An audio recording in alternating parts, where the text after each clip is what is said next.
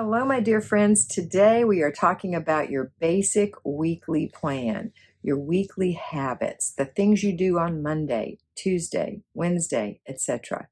Last week I talked to you about rituals or routines. And so there are what I call a three-layer cake for our plan.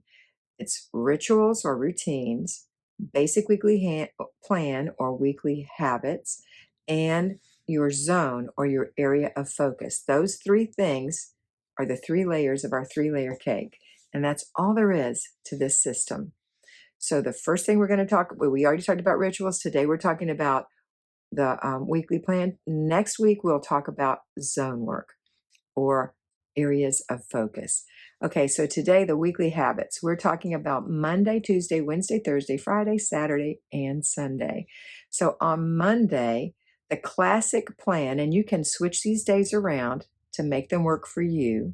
And I know some of you work, and I know some of you don't, and I know some of you homeschool, and some of you have a huge busy life, and some of your lives are a little laid back. And it works for everyone. Mondays, if you're an at-home homemaker, whether you homeschool or not, is weekly home blessing, or what I call the quick clean. Now, if you're a payroll homemaker, you wouldn't do your quick clean today. You would do it on Saturday morning. It takes 1 hour at the most. No matter how big your home is, it can take less time. I had a 1,450 square foot home at one point, and it took me 30 minutes. I did not have children at that point. If I had children, it would probably take me an hour because they make messes. Okay, here are the parts of the weekly home blessing. It's strip your bed and wash the sheets and put them back on when they're dry. It's dust the house. It's empty the little garbage cans. It's wipe the spots off the glass. It's vacuum the floors, and it's mop the kitchen and the bathrooms. And that sounds like a huge day of work, but it's not. It's just a quickie clean, a blessing. So we're going to spend 10 minutes on each area. And I know that you think, oh my goodness, how can I do these things in 10 minutes? Well, let's start with stripping the bed. How long does it seriously take you to take the pillowcases, the sheet, and the fitted sheet off of your bed? 2 minutes. Then you walk it to the you just put it in a pile on the floor and do something else. And when you get ready to leave that room, pick it up and go put it in the washing machine, put this detergent in and turn it on. When you hear it stop, 45 minutes to an hour and a half later, depending on your washing machine. And I know in the UK it's different, or other places in Europe. But when it's done, then take it out and put it in the dryer and set it for however long it takes. And then later in the day, you'll be done with the rest of the weekly home blessing hour long after this. But maybe after lunch, you realize that your sheets are done. You go smell them, feel them on your, I always touch them to my lip. I can tell if they're truly dry, especially on the elastic on the corners. Is that dry? If it's not dry, you don't want it to sour, so you'd run it a little longer. All right, so then you take these sheets to your bedroom. I like to take them out as soon as they're done, because then they're easy to shake out and they have less wrinkles and they're warm and they're sweet. And you put the fitted sheet on, put the pillowcases on, put this flat sheet on, put your other covers on, put your pillows on. It's so nice. And when you go to bed, you have nice fresh sheets every week. Now, if you forget to put your sheets on, you're going to have a rude awakening when it's time to go to bed, and you go in there as a tired person at the end of the day and there's no sheets on the bed. Or worse yet, you're doing things, you're tired anyway, but you're still doing things, and your husband goes to bed and says, honey, there's no sheets on the bed. And you have to stop what you're doing to put sheets on the bed. So make sure you take care of that in the day. All right, that is part one of the weekly home blessing. The dusting takes 10 minutes. I highly recommend a feather duster. If you can't find one, you can go to Etsy. They have beautiful feather dusters.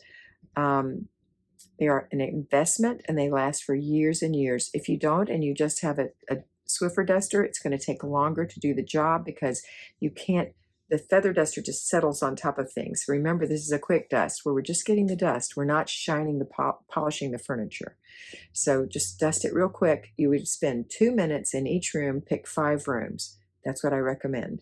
With a feather duster, you can do the whole house, really. You can do easily a 3-bedroom home, and all the fans and the vents and all that can all be done in less than 10 minutes with a feather duster if you're doing it every week. After we feather dust, we're going to wipe the glass. You're going to get a microfiber cloth and you're going to get it wet and squeeze it out and just wipe where you see smudges, where your husband put his hand on the glass or the baby's fingerprints or the dog's nose. You're just going to wipe those smudges.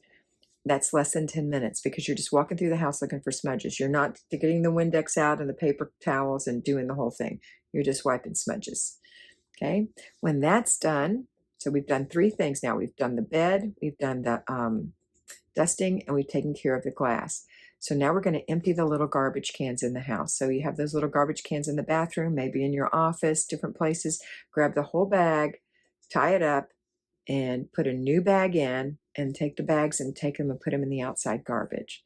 That should take less than 10 minutes. You're not taking one bag and running to the outside and coming back in and running and zigzagging and going to the living room, kitchen and getting the bags and going back to the bathroom. In fact, I recommend you put a couple of bags in the bottom so that when you take it out, there's usually one in there. If not, you can keep bags under your sink in the bathroom, for example. And you take the bag out, put the new bag in, put it back, then walk to the next bathroom with that light little bag, put it on the floor in the hall, and go do the next one. And then you grab them all up and take them all outside. So you're going to have a real efficiency. When that is done, that's 4 things down now. Now we're going to do the vacuuming, 10 minutes. So you're going to spend 2 minutes a room, 5 rooms. So for example, pick your master bedroom, maybe the hallway, maybe a guest room or a child's room, the living room area, and maybe the entryway. And you're going to do only traffic patterns. So just where the traffic patterns are in 2 minutes. When the time is up, you go to the next room, the next room, the next room. We are not doing the whole room and putting beautiful marks in the carpet. That's not what we're doing. We're just doing the traffic patterns because we're doing a weekly home blessing or a quick clean. When that's done, then you're going to mop the kitchen. So you're going to spend 3 minutes in the kitchen mopping. You are not mopping real hard and stepping on the head and mashing it to get that spot up. That's not what this is about. We are simply mopping quickly the kitchen for 3 minutes, and then we're going to go to the bathrooms and mop those quickly for 2 minutes. When you're done, to complete the process, you're going to take your vacuum cleaner and clean it up and put it away. The mop, clean it up and put it away. Maybe you're going to wash the microfiber head. You're going to let it dry and you're going to put it in the wash this week and then put it back on when it's done. Don't just throw it in there. Put it back on so it's ready for the next week. And then we're going to do the microfiber rag. Go hang that up so it can dry, etc. So you're going to have it all done. That's a weekly home blessing hour. The next thing that we do on Tuesday is we have a free day. That's when we just don't do anything like that. The only thing we do are our rituals that I talked about last week. So we don't do any area of focus, any zone work. We don't do any weekly habit. The habit is to have a free day. And everyone who works at home, who is an at-home homemaker, needs to take a free day. And that doesn't mean you're free all day, especially if you have children. You're going to be busy with those, or maybe you have commitments to the community, but you won't be doing this little area that we've been doing these other times, okay? All right, next day is Wednesday. Wednesday is Planning and Desk Day. Planning and Desk Day has 4 parts: food, finance, inbox, and planner. It takes a couple of hours to do Planning and Desk Day. So for Planning and Desk Day, we're going to go to the fridge and we're going to make sure that we throw out all the things that went bad and think about why did those things go bad? What did we do to cause that to be there and not be used? Or did we overbuy or overcommit? Or did we not freeze something that should have been frozen? And then we're going to go to our pantry and our freezer, and we're going to make some meals up with what we have, shopping our shelves, and write those meals down, make a meal plan, and then we're going to make a grocery list based on what's missing for breakfast, lunch, dinner, and snacks, making sure that we don't overbuy for snacks, because that tends to be something we just buy snacks, and we might really have snacks left. So make sure that you're doing that. And then the Inbox is any action items that you have during the week. So if you've gone through your mail and you found something that you need to call the dentist, or you need to file this cute little thing your son made that you want to save or whatever, that's what we're doing at this time. And then we have, that's food, that's inbox. Finance. Finance is when we go with our grocery list to our budget, which we should create a budget. I don't want to say you should create it, but I feel as an ex-banker that everyone needs a budget. I've worked with very wealthy people who don't have budgets, and they just blew through their money. I've worked with people with very meager means who ran a tight budget and had a very calm, peaceful life because they knew exactly what they could afford, and they spent exactly what they could afford, and they even had savings. So a budget really is helpful.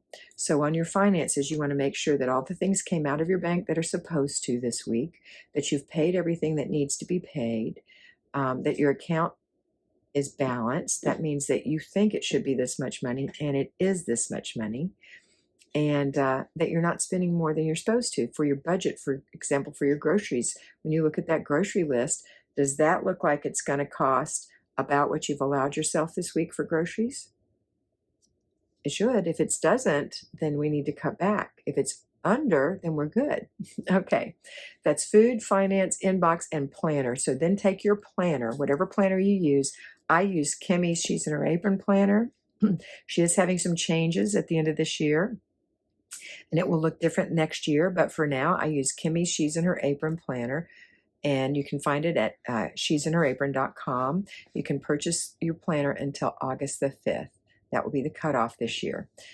I use that planner, and I plan out on a daily basis. So in your planner, you want to look at your month at a glance.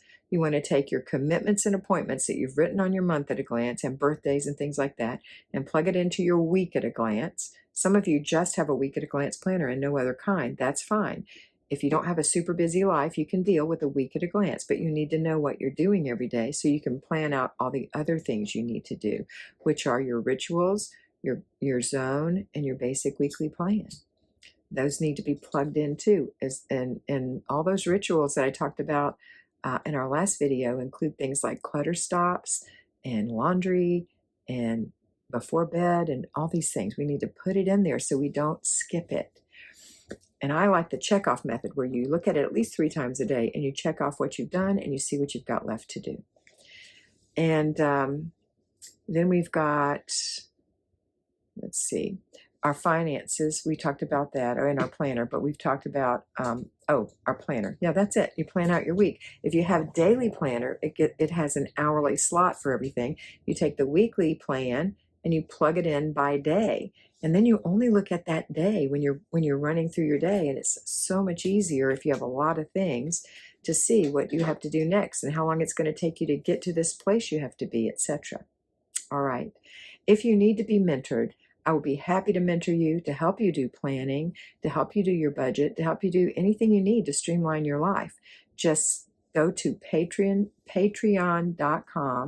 The link is below, and you can sign up to be mentored by me, or you can sign up just to have a daily video Monday through Friday that reminds you exactly what you're supposed to do that day. All right, that's it for today. I hope you have a wonderful day, and I hope you always remember to be beautiful, because you are beautiful.